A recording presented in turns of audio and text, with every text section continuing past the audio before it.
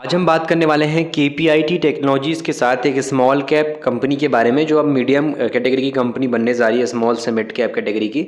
तो उस पॉइंट पे हम केपीआईटी की तरह ही आईटी सर्विस से जुड़ी हुई एक कंपनी डिस्कस करेंगे। और केपीआईटी की तरह इस कंपनी में अभी काफ़ी बड़ी गिरावट है। 3 महीने वाला इन्वेस्टर भी कंपनी में लॉस में है, 6 महीने वाला इन्वेस्टर भी कंपनी के अंदर लॉस में है। तो कंपनी कितने हद तक स्ट्रांग है और इस कंपनी का जो अभी आईटी कंपनी स्मॉल कैप है, तो Q3 का रिजल्ट कैसे निकल गया है, सही है गलत है, और क्या फ्यूचर में तेज़ी की उम्मीद हम इससे कर सकते हैं, वो सारे पॉइंट को इस वीडियो में समझेंगे। और याद रहे कि केपीआईटी टेक्नोलॉजीज़ भी आईटी कंपनी है, बट मार्केट के हिसाब से देखा जाए तो अभी इसमें दबाव है। वैसी बाकी कंपनीज़ भी हैं जो अच्छी फंडामेंटली हैं, उसके बाद भी दबाव है। तो उसी पॉइंट पे आज हम एक स्मॉल कैप कंपनी को इस वीडियो में चर्चा करेंगे एजुकेशन के पर्पज़ पे। किसी भी तरीके से आपको स्टॉक खरीदने या बेचने की सलाह इस वीडियो के माध्यम से नहीं दी गई है।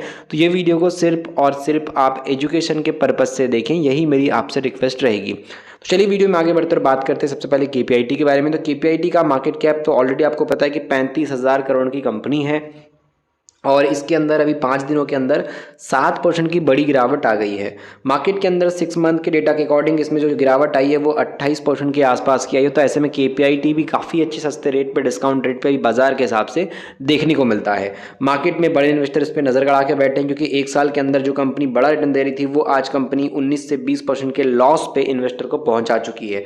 और ये वही कंपनी है जिसने 5 साल के अंदर इन्वेस्टर को 1400% से ज़्यादा का रिटर्न निकाल करके दिया है। यानी कि किसी ने अगर 1 लाख रुपए लगाया तो उसका 14 लाख रुपए बनाने वाली केपीआईटी आज दबाव में है मार्केट में गिरावट आने की वजह से। जहां बाकी कंपनीज गिर रही हैं, तो वैसी कंडीशन में केपीआईटी के अंदर भी आपको दबाव नजर आ रहा होगा और केपीआईटी का शेयर भी जोरदार तरीके से नीचे गिर रहा है।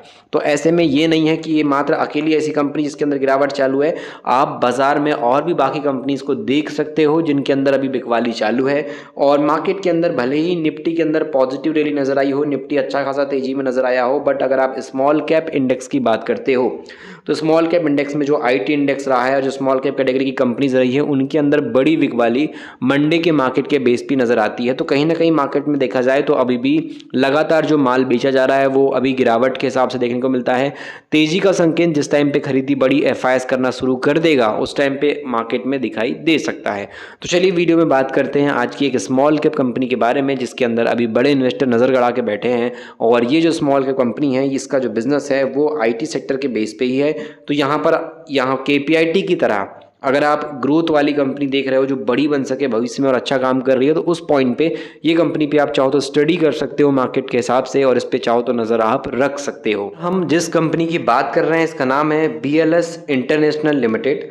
बीएलएस इंटरनेशनल लिमिटेड की बात की जाए तो ये जो है वीज़ा सर्विस प्रोवाइड करती है, पासपोर्ट सर्विस वगैरह देती है। जहाँ पे देख सकते हो आप चाहो तो अप्लाई कर सकते हो कौन सी कंट्री से हो और कौन सी जगह जाना है, उसके लिए यहाँ पे वीज़ा बनाने का काम करती है। मार्केट वाइज अगर आप देखो तो ग्लोबली यानी कि पूरी दुनिया में कहीं भी जाने के लिए हमको पासपोर्ट की ज़रूरत होती है, वीज़ा की ज़रूरत होती है। तो उस पॉइंट पर कंपनी यहाँ पर जो है ग्लोबल मार्केट को कैप्चर करके अपने बिजनेस को बढ़ा रही है। अगर हम यहाँ पर देखें तो कंपनी के अंदर वीज़ा, पासपोर्ट और जो सिटीजन सर्विस है उससे काफ़ी बड़ा पैसा बनता है। 19 साल से ज़्यादा का इनके पास अनुभव है और 46 क्लाइंट गवर्नमेंट के हिसाब से जो ग्लोबली मार्केट में नज़र आते हैं और 66 कंट्रीज़ में ऑपरेशन करते हैं। यानी कि 66 देशों में इनका अभी बात की जाए तो बिजनेस चल रहा है, जहां पे इजीली ये सर्विस दे पा रहे हैं। और अगर हम यहाँ पे समझें तो मार्केट के हिसाब से यहाँ पर काफ़ी बड़ा नंबर इनका ग्रोथ का आ गया है। और इसी वजह से अगर आप देखो तो यहाँ पे कंपनी सॉल्यूशन देती है, इसमें वीज़ा प्रोसेसिंग सर्विस पे काम करती है। उसके अलावा citizen and front end service पे काम चलता है। उसके अलावा यहाँ पर जो कंज्यूलर सर्विस है उस पे काम चलता है। ई वीज़ा के बेसिस पे काम चलता है। Biometric and identity management service पे कंपनी काम करती है। वेरिफिकेशन एंड अटेंशन सर्विस के हिसाब से काम चलता है और वैल्यू एडेड सर्विस पे भी कंपनी का काम चलता है। तो इस तरीके से मार्केट के अंदर अगर आप देखोगे तो इसका जो बिजनेस है वो टेक्नोलॉजी बेस्ड बिजनेस है। यानी कंपनी कहीं ना कहीं यहाँ पर जो है टेक्नोलॉजी के बेस पे अपने बिजनेस को समय के अकॉर्डिंग बढ़ा पा रही है। तो चलिए इसके जो फंडामेंटल है उसको समझते हैं। कंपनी के अंदर सेल्स प्रॉफिट का डेटा क्या बोलता है, मार्केट कैप क्या है और शेयर प्राइस की अभी तक की हिस्ट्री क्या है, शेयर होल्डिंग क्या बेस पे डीआईएस एफआईएस का स्टेक कितना है और कौन खरीद रहा है कौन बेच रहा है। इस वीडियो के अंदर चलिए इस कंपनी के बारे में अब अब चर्चा कर लेते हैं फंडामेंटल के पॉइंट से। तो यहाँ पर आप इसका मार्केट कैप देख सकते हो, मार्केट कैप है 15,232 करोड़ का, और मार्केट के अंदर इसका जो एक शेयर है वो 263 से 522 तक गया था, यानी कि इन्वेस्टर का पैसा लगभग थोड़ा बहुत ही कम नहीं तो 2 गुना एक साल के अंदर इसने बढ़ा करके दिया है। बट अभी के टाइम पे आपको गिरावट इसमें नजर आ रही होगी। ROC ROE जो है इसका 31% के आसपास का है। प्रमोटर की होल्डिंग इसमें 70% के आसपास की, कोई भी शेयर गिरवी नहीं है। और सेल्स ग्रोथ इसमें 16% की, प्रॉफिट की ग्रोथ कंपनी में 59.8% के आसपास के दिखाई देगी। और 3 महीने के अंदर भी कंपनी में गिरावट है, 6 महीने के अंदर भी कंपनी में गिरावट है। तो BLS इंटरनेशनल सर्विस के अंदर आपको एक अच्छा खासा दबाव अभी मार्केट के अंदर नजर आ रहा होगा। प्राइस के अकॉर्डिंग बात करेंगे तो प्राइस पॉइंट के हिसाब से मैंने आपको ऑलरेडी बोला कि 3 महीने वाला इन्वेस्टर भी लॉस में है और 6 महीने वाला इन्वेस्टर भी कंपनी के अंदर लॉस में है। तो उस हिसाब से कंपनी के अंदर अब सेल्स प्रॉफिट ग्रोथ का डेटा नंबर वाइज कितना क्या कहता है उसको देख लेते हैं। तो 5 साल के अंदर कंपनी का जो प्रॉफिट ग्रोथ रहा है वो 33% के CAGR से रहा है। 3 साल के अंदर कंपनी का जो ROE रहा है वो 28% के CAGR से रहा है।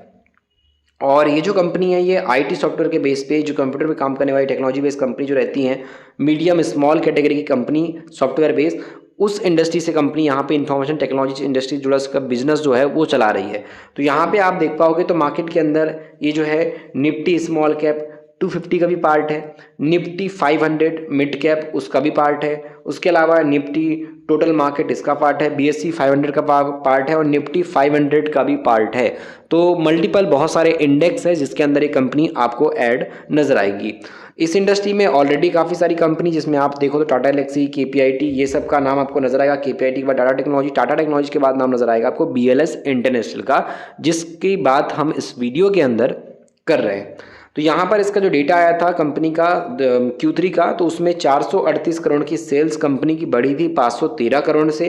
और इस कंपनी के अंदर जो कंपनी का ऑपरेटिंग प्रॉफिट मार्जिन है वो 20% से बढ़ करके मार्केट के अंदर आप देखोगे तो 31% के आसपास पहुंचा था।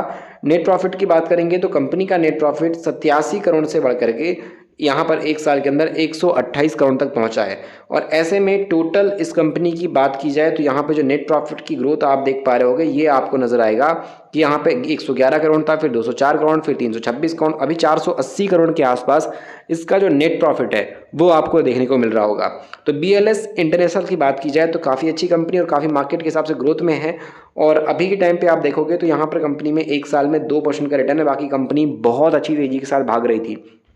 तो ऐसे में अभी अगर हम देखें तो मार्केट में कंपनी का जो प्रॉफिट है वो कैश फ्लो में नजर आ रहा है। 347 करोड़ कंपनी के पास नेट कैश फ्लो है, यानी कि पैसा प्रॉफिट में जो दिख तो रहा है लेकिन पैसा कंपनी के पास आ रहा जा रहा है, वो चीज़ भी आप देख सकते हो। फ्लो कंपनी का कैश के अंदर अच्छा खासा देखने को मिलता है।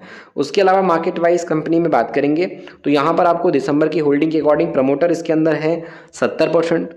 FIS का स्टेक लगातार इस कंपनी में इंक्रीज हो रहा है। DIS ने अपना स्टेक इस कंपनी में ज़रूर कम किया है। वहीं पब्लिक का भी स्टेक इस कंपनी में आपको कम होता नजर आएगा। पब्लिक थी पहले 19%, फिर 18%, अब 17% के आसपास हो गई है।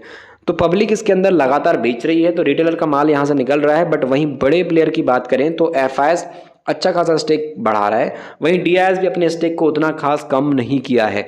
तो ऐसे में BLS इंटरनेशनल सर्विस लिमिटेड की बात की जाए तो मार्केट के बेस पे अभी लोगों के नज़र में डेफिनेटली होगा। कंपनी की अगर हम शेयर प्राइस की बात करते हैं तो शेयर प्राइस के पॉइंट पे देखो 2016 के टाइम पे इसका एक शेयर 21 रुपये 80 पैसे का था। 21 रुपये 80 पैसे के हिसाब से इसमें धीरे धीरे ग्रोथ आना स्टार्ट हुई और मार्केट में जो सबसे बड़ी तेजी हम सभी ने देखी थी वो तेजी हमको 2020 के बाद नजर आई। और मार्केट के अंदर जहां ये 7 रुपये 34 पैसे तक पहुंच गया था वहां से इसने तेजी दिखाई, और जो तेजी इसने बनाई और जो माहौल इसके अंदर बना, तो आप देखो 7 रुपये से सीधे ये 500 रुपये के लगभग 484 मतलब 500 के आसपास ये पहुंच गया। तो 7 रुपीज़ से 500 रुपीज़ तक की तेजी मार्केट में इसने ला दी। उसके बाद अभी इसमें गिरावट है और एक अच्छा खासा दबाव 6 महीने के अंदर आपको नजर आएगा गिरावट में है, और 1 महीने के अंदर भी इसमें अच्छी खासी गिरावट नजर आ रही है। तो ऐसे में जो BLS है ये वीज़ा पासपोर्ट सर्विस के बेस पे काम करने वाली कंपनी है और इसको अच्छा खासा मुनाफा भी मिलता है, इसलिए बड़े इन्वेस्टर्स पर नजर रख रहे हैं। तो क्या ये कंपनी आपको पसंद आई, कमेंट बॉक्स में बता सकते हो। उस पर क्या आप रिसर्च करना चाहोगे, क्या स्टडी करने लायक कंपनी है, इस पर आपका क्या ओपिनियन है बता सकते हैं। साथ में मार्केट सीखना है तो ई-बुक पढ़ सकते हैं, ई-बुक की लिंक आपको डिस्क्रिप्शन में मिल जाएगी। उस लिंक के जरिए आप मार्केट को सीख सकते हो, समझ सकते हो। और ई-बुक में मिडिल क्लास का स्टॉक मार्केट ई-बुक में वो सारी बातें हैं जो as a investor long term के लिए जानना समझना जरूरी है।